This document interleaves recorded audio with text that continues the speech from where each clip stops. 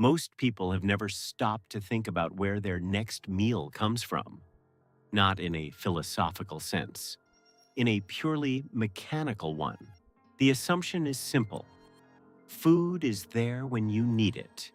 You walk into a store, the shelves are stocked, you choose what you want, you pay, you leave. This has been the daily reality for most people in modern cities for several generations now. It feels permanent. It feels structural. It feels like a feature of civilized life rather than a fragile process that requires constant, invisible maintenance. But here is what most people do not know. A typical grocery store carries between 1 and 3 days of sellable food inventory at any given moment. Not 3 weeks, not 3 months, 3 days.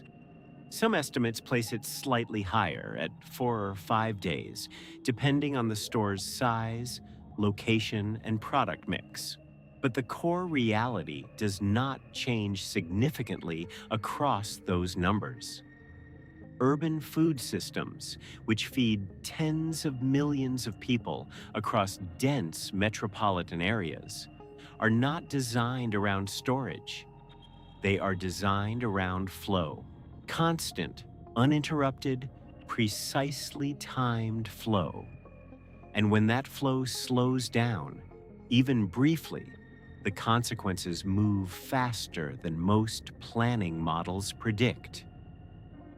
This is not a warning. It is an observation. And to understand why modern cities ended up this way, you have to go back to a decision that was made not by governments or emergency planners, but by the economics of retail logistics. For most of the 20th century, grocery stores operated with more buffer stock than they do today. Warehouses were larger. Back rooms held more product. Retailers kept safety stock, extra inventory beyond what they expected to sell, as a cushion against uncertainty. This buffer cost money. Warehousing space is expensive, especially in or near cities where land values are high. Perishable goods spoil if they sit too long. Capital locked in inventory is capital not being used elsewhere. The economics of holding food just in case began to feel inefficient once the technology existed to predict and manage demand more precisely. Enter just-in-time logistics. The idea originated in manufacturing, developed most famously in Japanese automotive production, where it was understood that the most efficient system delivers materials exactly when they are needed and not a moment before. Applied to retail, the same logic dictates that a store should receive new product deliveries continuously and frequently, keeping shelves stocked in real time rather than holding large reserves. The result is a system that looks full but is not deep. A major supermarket might receive 18 or more deliveries per week from regional distribution centers. Each delivery replenishes specific sections. The system works because the trucks arrive reliably, the distribution centers are stocked, the roads are open, the fuel is available, and the workers are present throughout the entire chain from farm to shelf. Pull any one of those elements away, and the speed of that system becomes its greatest liability. At first, this seems like a niche logistics problem, a technical detail about supply chain management that matters to retailers and analysts, but not to the people buying groceries on a Tuesday afternoon. To understand why it matters far beyond that, you need to follow the chain backwards, starting from the grocery store shelf and moving all the way to origin. The shelf is the last step. Behind it is a regional distribution center, often located 30 to 80 miles outside the city. This facility does not manufacture or grow anything. It receives product from dozens of separate suppliers, sorts it, and routes it outward to dozens of stores on a rolling daily schedule. Distribution centers are not warehouses in the traditional sense. They are not designed to hold inventory for extended periods. They are designed to move it. A product might spend less than 24 hours inside a distribution center before being loaded onto an outbound truck. The center's value is its ability to coordinate timing, not to store volume. Behind the distribution center are the producers themselves: farms, processing facilities, packaging operations, manufacturers. These are spread across enormous geographic areas, often hundreds or thousands of miles from the cities they supply. A single city might draw its food from dozens of states, multiple countries, and several continents simultaneously. The geographical complexity of the supply network is staggering when you map it out. Most people focus on the obvious question when they hear this. What happens if there is a major disruption? A natural disaster, a large storm, a serious infrastructure failure? That is a reasonable question, but it starts too far down the chain. The more illuminating question is, what happens under conditions that are not dramatic? What happens when nothing catastrophic occurs, but several ordinary variables shift at the same time? Consider a winter storm that closes highways for 36 hours. This is not a disaster.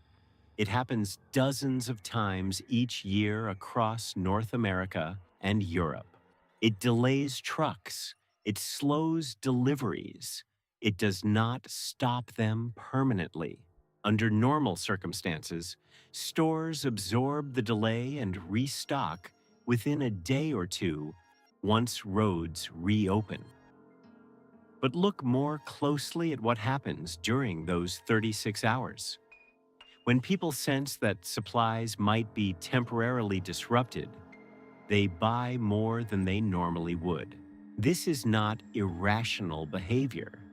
It is a prudent personal response to uncertainty. A household that normally keeps 3 days of food in the pantry decides to increase that buffer. Individually, this is sensible.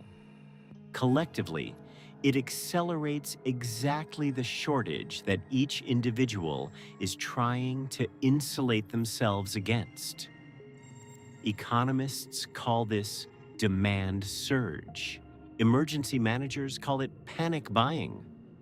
It is neither, really. It is a rational coordination failure. Each person is making a correct decision given the information available to them. But because every person makes that same decision simultaneously, the aggregate effect is a rapid drawdown of store inventory that far exceeds normal daily turnover. A store that might last 3 days under ordinary consumption can be functionally emptied in hours if a large portion of its regular customers each buy 2 or 3 times their usual amount. The shelves clear, the images circulate. More people see the empty shelves, update their estimate of scarcity upward, and rush to buy before things get worse. The store inventory falls faster. More images circulate. The feedback loop is simple, fast, and remarkably difficult to interrupt once it starts. At this point, most people focus on the visible part of the problem: the empty shelves, the long lines, the frustrated shoppers. These are real, but they are the surface layer. Zoom out for a moment, and the deeper structure becomes visible. The grocery store does not control its own restocking speed. It places orders. Those orders go to the distribution center. The distribution center schedules outbound trucks. Those trucks depend on available drivers, operational vehicles, passable routes, and adequate fuel. Each of those dependencies has its own chain of conditions. Truck drivers are licensed, regulated workers who cannot legally exceed certain hours of operation per day. During a surge period, there is no quick mechanism to double the number of active drivers. You cannot train a truck driver in a weekend. You cannot simply reassign workers from other industries to operate large commercial freight vehicles. Distribution centers themselves have physical limits on how many trucks they can load and dispatch per hour. They have loading docks with fixed capacity. They have warehouse staff who can process orders at a certain rate and not faster. The facility is designed for normal operational tempo, not for emergency tempo. All of this means the system cannot simply accelerate when needed. It has a physical ceiling, and when demand tries to exceed that ceiling, the lag between the order and the delivery grows. As the lag grows, store inventories fall further. As inventories fall further, more customers buy preemptively. The loop continues.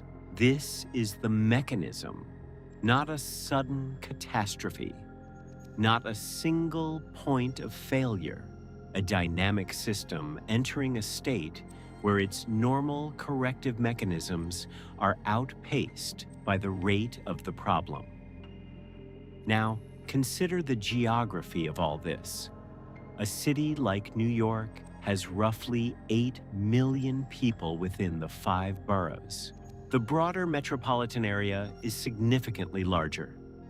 The Hunts Point Food Distribution Center in the Bronx handles approximately 4.5 billion pounds of food per year, making it one of the largest food distribution hubs in North America.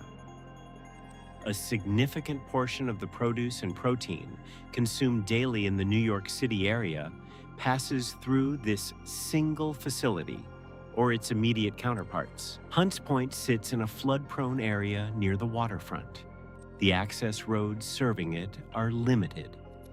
During Superstorm Sandy in 2012, the facility was directly impacted. Flooding damaged cold storage systems. Truck routes were disrupted. The ripple effects were immediate in local stores across the city. This is not a hypothetical. It happened. And it illustrated something that urban planners and emergency managers have known for decades, but that rarely makes its way into public consciousness. Many modern cities have allowed their food infrastructure to become highly centralized and highly exposed at the same moment. Centralization is efficient. One large distribution center serving 50 stores is operationally cheaper and faster than 10 smaller centers, each serving 5 stores. The efficiency gains are real and measurable, but centralization also means that the failure of one node affects the entire network simultaneously rather than affecting only a portion of it. In a distributed system, failures are local. In a centralized system, failures are systemic. The grocery industry understood this trade-off and made it consciously because for most of modern history, the probability of a major node failure seemed low relative to the cost savings from centralization. The efficiency model worked, and it worked reliably enough for long enough that the vulnerability it created became normalized. But normal does not mean safe. It means the risk has been absorbed into the background and is no longer actively managed. Zoom out further to a longer time frame. The food system we have today is roughly 50 years old in its current form. The just-in-time model, the hub and spoke distribution network, the algorithmic demand forecasting, the global sourcing of ingredients, all of this matured and consolidated over the last half of the 20th century and the first 2 decades of the 21st. Before this model existed, cities maintained more local food infrastructure, not by choice necessarily, but by necessity. Without refrigerated long-distance trucking, without global shipping networks, without computerized inventory systems, food had to be stored closer to where it was consumed. The urban ice trade, the grain warehouses near ports, the local slaughterhouses at city margins. All of these represented physical buffers between supply variability and consumer demand. Those buffers were expensive and imperfect.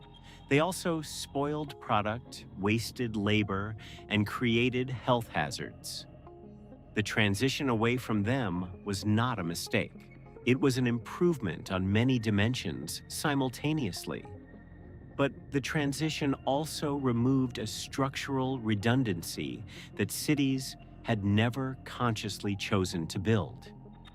It just existed as a byproduct of older, slower logistics. When that redundancy was removed, nothing replaced it.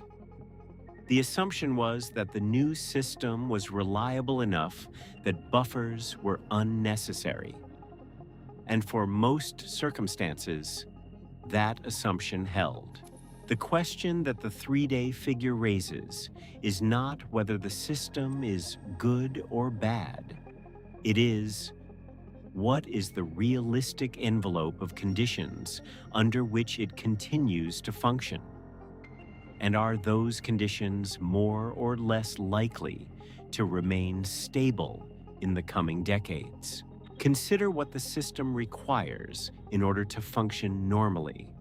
It requires fuel, diesel fuel specifically for the trucks that move food at every level of the supply chain.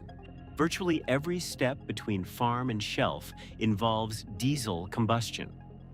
A sustained disruption to fuel availability, whether from price shock, geopolitical disruption, or infrastructure failure, translates almost immediately into reduced truck frequency, which translates almost immediately into reduced restocking rates. It requires labor at every node: farm workers, processing plant workers, distribution center workers, truck drivers, store employees. Any of these labor pools can be disrupted by illness, economic shock, regulatory change, or social unrest. The 2020 pandemic provided a real-world test of labor fragility in the food supply chain. Processing plant closures created upstream bottlenecks that emptied specific product categories from shelves for weeks. It requires digital infrastructure. Modern distribution systems rely on software for demand forecasting, order management, route optimization, and inventory tracking. These systems are deeply integrated into daily operations. A significant cyber attack on a major retailer's logistics software could create operational paralysis, even in the absence of any physical disruption.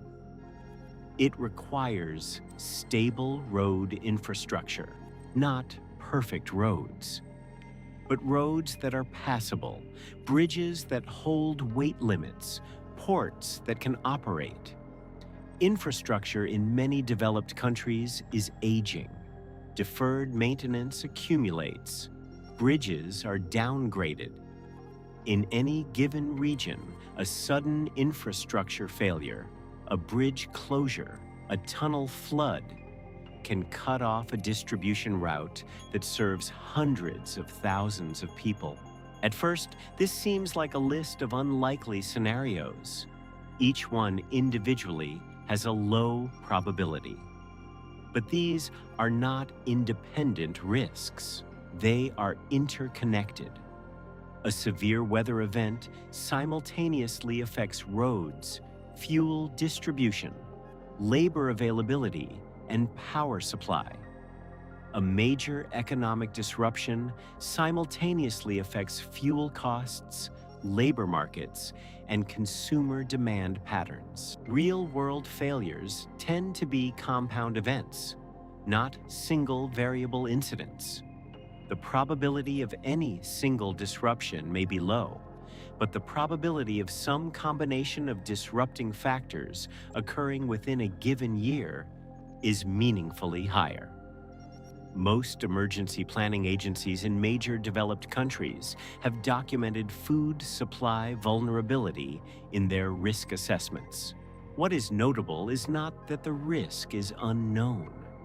It is that knowing it has not fundamentally altered the structure of the system.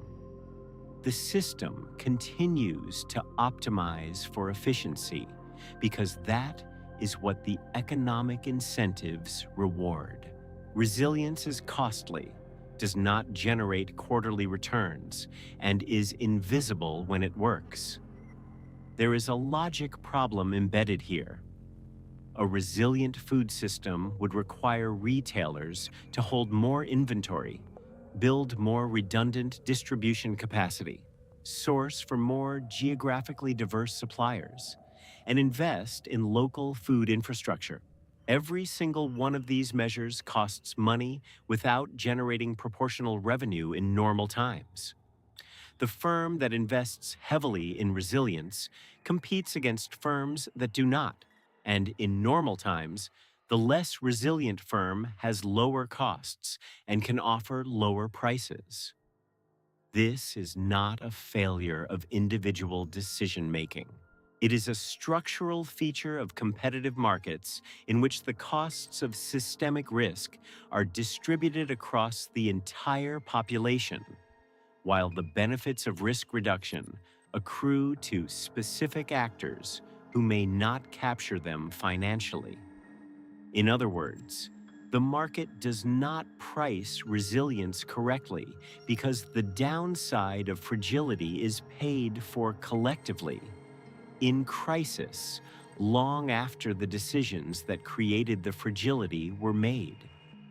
Zoom out now to the global perspective. The city with 3 days of food is not an isolated case. It is the standard model. Major cities across North America, Europe, East Asia, and the developed world have converged on broadly similar supply chain architectures: just-in-time delivery, centralized distribution, global sourcing, algorithmic inventory management. The efficiency logic is universal. The fragility it creates is also universal. When COVID-19 disrupted global supply chains in 2020 and 2021, the impact was visible in every major economy simultaneously. Empty shelves in American stores, product shortages in British supermarkets, gaps in German retail. The synchronization of the global supply system, which creates its efficiency, also means that a global shock can propagate through it globally at near simultaneous speed. This is a new feature of the food system. For most of human history, a disruption in one region's food supply did not automatically affect another region's supply. The systems were separate. Local disruptions did not immediately cause disruptions elsewhere. The globalization of food logistics has connected the systems tightly enough that large shocks can travel across them in weeks rather than years. There is a secondary effect that gets less attention. When developed country buyers compete for available food supplies during a global shortage, the price signal rises in global commodity markets. This affects food access in lower income countries far more severely than in higher income ones. The 3 days of food in a wealthy city and the food insecurity in a less wealthy region are not separate phenomena. They are connected through the same global price system. A major supply disruption in a wealthy urban center does not just affect that city. It displaces purchasing power across global commodity markets, affecting the cost and availability of staple foods in places where households spend a much larger fraction of their income on food. A disruption that causes inconvenience in one part of the world can cause genuine hardship in another, simply because both are drawing from the same underlying system. This is the global architecture of modern food dependency. Now consider what adaptation looks like in the near term. Some cities have begun quietly rethinking their food infrastructure after high-profile disruption events. In some cases, municipal governments have encouraged the development of urban agriculture at larger scales. Not rooftop gardens as a symbolic gesture, but genuine attempts to build local production capacity for specific food categories. Leafy greens, herbs, certain vegetables. These can realistically be produced close to or inside urban environments using controlled agriculture techniques. The scale limitations are significant. Urban agriculture, even optimistically scaled, cannot replace the caloric volume provided by large-scale grain and protein production in rural and agricultural regions. A city cannot grow its own wheat. It cannot raise enough cattle to supply its own beef demand. The contribution of local production, while real, addresses only specific niches in the overall food supply picture. What it can do is reduce dependency at the margin for specific categories, and more importantly, demonstrate to city planners and residents that some degree of localization is operationally feasible. A more systemic adaptation involves distributed warehousing. Rather than one enormous distribution hub serving a region, a network of smaller, geographically dispersed facilities increases the system's resilience to any single point of failure. If one facility is disrupted, the others continue operating. Deliveries are rerouted. The total impact on the consumer is reduced. This architecture is more expensive. It requires more real estate, more staff, more management complexity, more inventory duplication. These costs are real and cannot be waved away. But the calculation changes when the cost of disruption is factored in properly, including the economic cost of empty shelves, the social cost of public anxiety, and the political cost of visible failure. Some major retailers began moving modestly in this direction following the 2020 experience. The shift is slow. The economic incentives still favor centralization in normal times. But the direction of thinking has changed for some planners and some operators. There is also a behavioral dimension to adaptation. Households that maintain larger personal food reserves represent a meaningful buffer against short-term supply disruptions. A household with 2 weeks of food on hand contributes much less to demand surge than a household with nothing in reserve.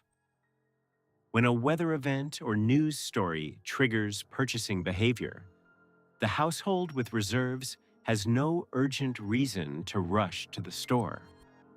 That absence from the demand surge is small individually, but meaningful at scale. Some governments have quietly encouraged household food storage as part of broader emergency preparedness guidance. Finland has a long tradition of recommending that households maintain several weeks of basic supplies. Sweden revised its civil preparedness guidance in recent years to encourage citizens to maintain food reserves.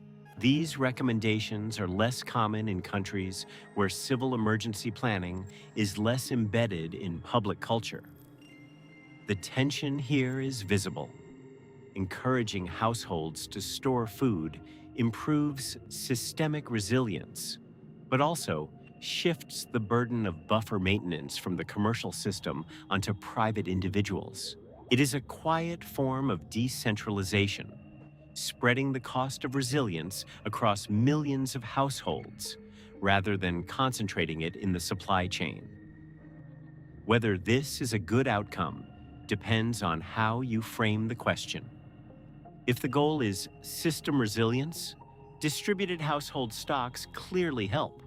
If the goal is not placing additional financial burden on lower-income households for whom maintaining food reserves is not economically trivial, the picture is more complicated. Zoom back in now to the individual level. Think about your own kitchen. Think about what is in your refrigerator, your pantry, your freezer. Most urban households in the developed world carry somewhere between 3 and 7 days of food at home, not counting condiments and partial items that are not full meals. This mirrors in miniature the same logic as the grocery store: efficient, minimal waste, replenished regularly.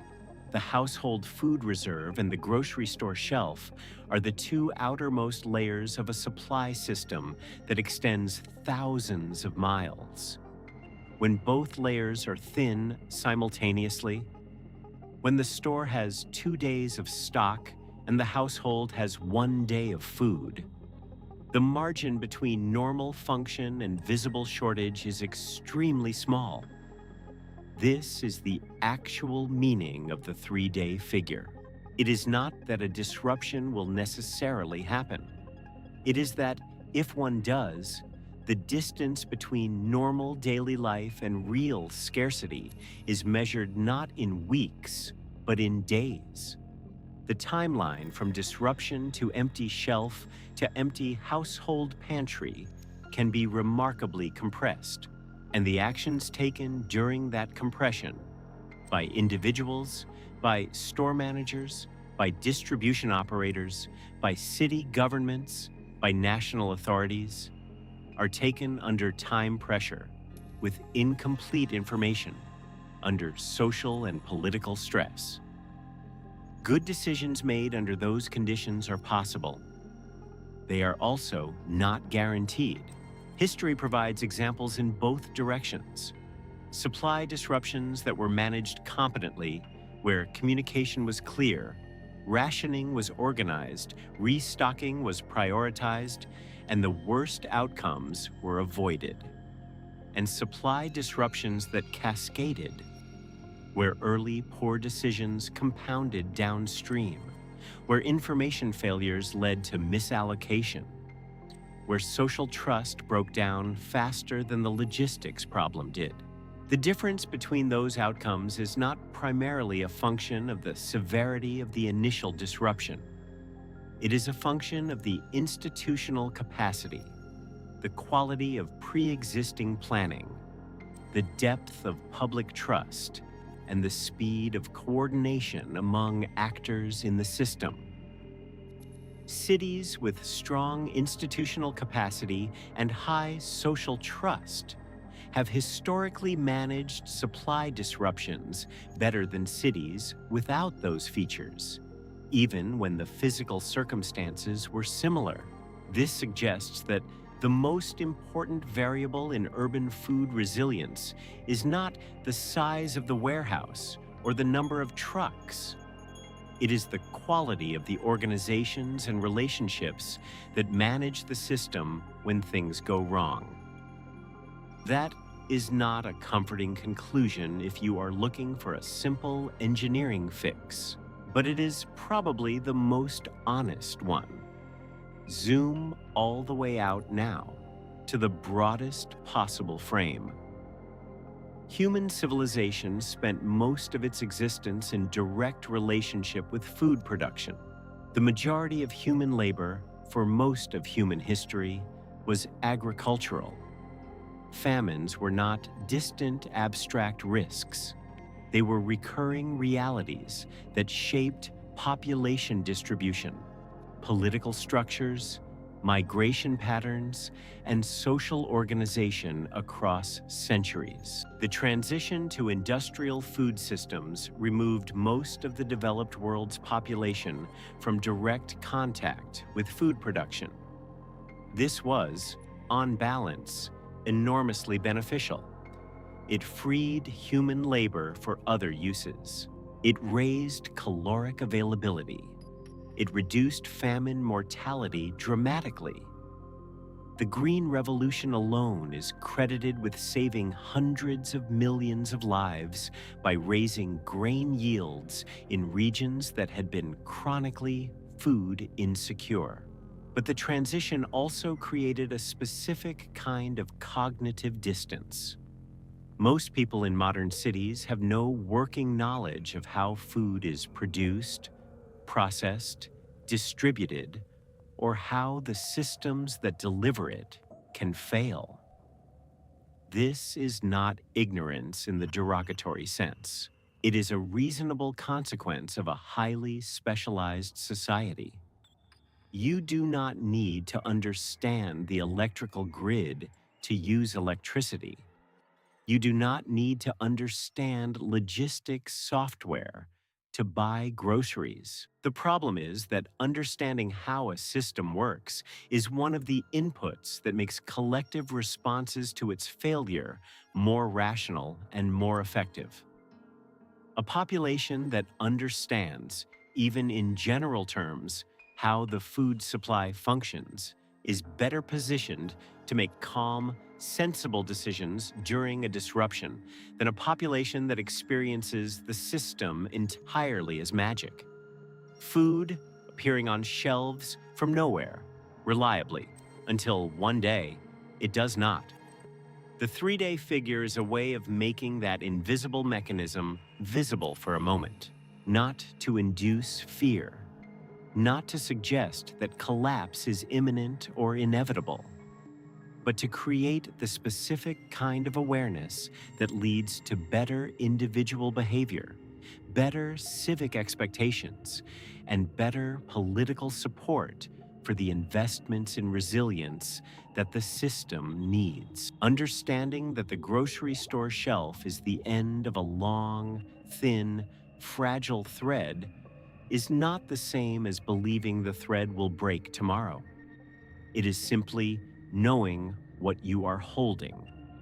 And that knowledge, quiet and undramatic as it is, changes how thoughtfully you hold it.